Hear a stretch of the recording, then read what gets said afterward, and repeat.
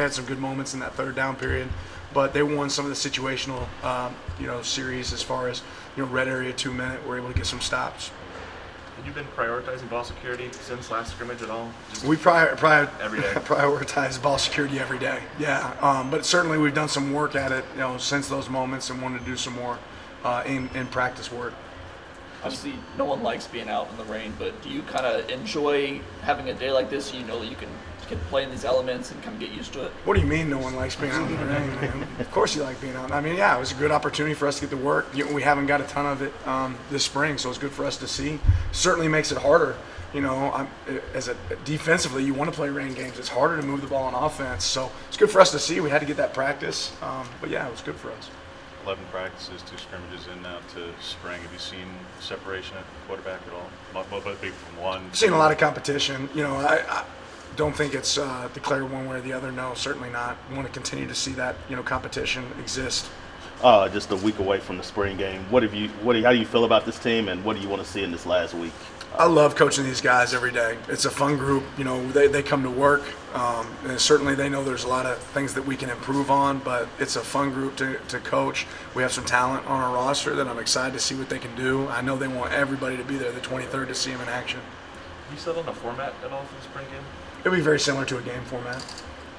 Now that you can talk about the addition of Josh Connerly, just what was that like, getting that commitment and getting him to sign and adding him to your 2022 class? I am good at talking. I want to make sure. Good. Officially tweeted it, graphics. I'm with you. I'm just making sure. Right. Yeah. So never want to be wrong. Yeah, I mean, I'm super excited for him to be a part of our program. He's obviously a special player, and we think it's special talent that can make an impact for us. What does his addition do in terms of just also adding depth to that offensive line group and getting to basically a true 3D kind of situation? In terms of number of bodies. I mean, you need a certain amount to operate, but he's not just a number by any means, coming in to compete and be able to help us get better up front.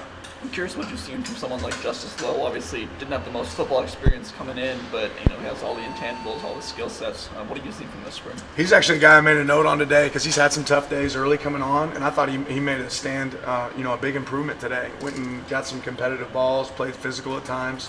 So I was excited to see that from him. Looking for him to continue to progress. What are your expectations for your first game at Autzen Stadium? I expect it to be really live. Yeah, I'm expecting a lot of fans, excitement. You hear about Autzen all the time. I'm ready to see that firsthand. How has the special teams improved? It sounds like Ulrich has had some innovative ways of coaching the groups, but what have you seen out on the turf?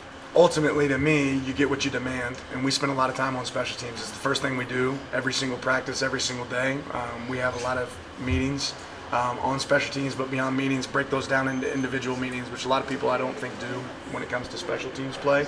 But we treat it no different than if you're playing tight end or defensive end or wide out. So we put a focus on it. We spend a lot of time on it, and Joe's obviously very detailed. And that detailed plan's, is working to pay off. So is that similar to how you guys did it at Georgia, or is Joe taking it even a little bit further? Yeah, no, Joe and I are, we see in sync, really close, but it's definitely different approach than we've had at Georgia and other places I've been, which, I love. So earlier in the week that Chris Hudson was a bit limited. Is he able to give it a go today? Yeah, he was able to practice today. Coach, we talked to Dante earlier this week. Talked about getting into a bigger leadership role. Another one of those young guys in the room that got to play a decent amount last year was Troy Franklin. What have you seen from him this spring and kind of in his game? Yeah, big compete. Has done a good job in periods. I think there's been some really explosive plays for Troy, like on inside breaking routes, some slants that he's taken to the next level. He's done a good job with the ball in his hands after it's gotten into his hands. So certainly excited to see that continue to grow for Troy. You guys talk about havoc rate so much. Is there anybody on the defense yet who's kind of separated themselves as like kind of that on your guys' metric, like the most havoc ratey?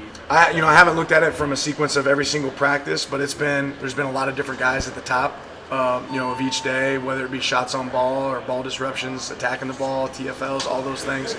I couldn't pick one person though that's probably stood out.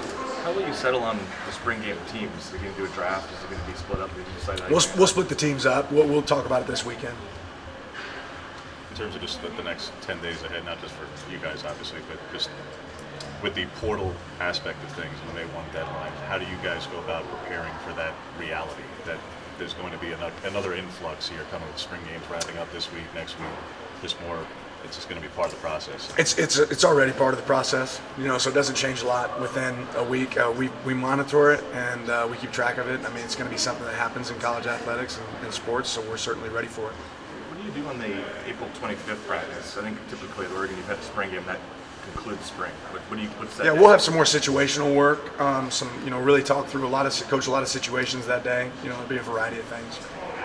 Kind of a corrective post, like a Sunday after a game kind of thing. Combination. I mean, we'll still have our walkthrough on Monday before that, and then have an opportunity again just to work some detailed situations that you don't always necessarily take the practice time to work, but I think a lot of people might overlook. Braden Swinson was someone last year that a lot of people build as maybe that next pass rusher to step up from Oregon. What have you seen from him this spring and the growth among those edge guys? I'd say Braden, he has an infectious personality. He wants to do right, and that's really shows day in and day out in his approach. Certainly, I've seen him grow. I like that he's coming away from spring feeling like he has more of a primary rush move. I think Coach Lapoy is really an expert in that area. That's something he does a really good job of, and Braden's embraced that. Thanks, Coach. Appreciate it. Thank you.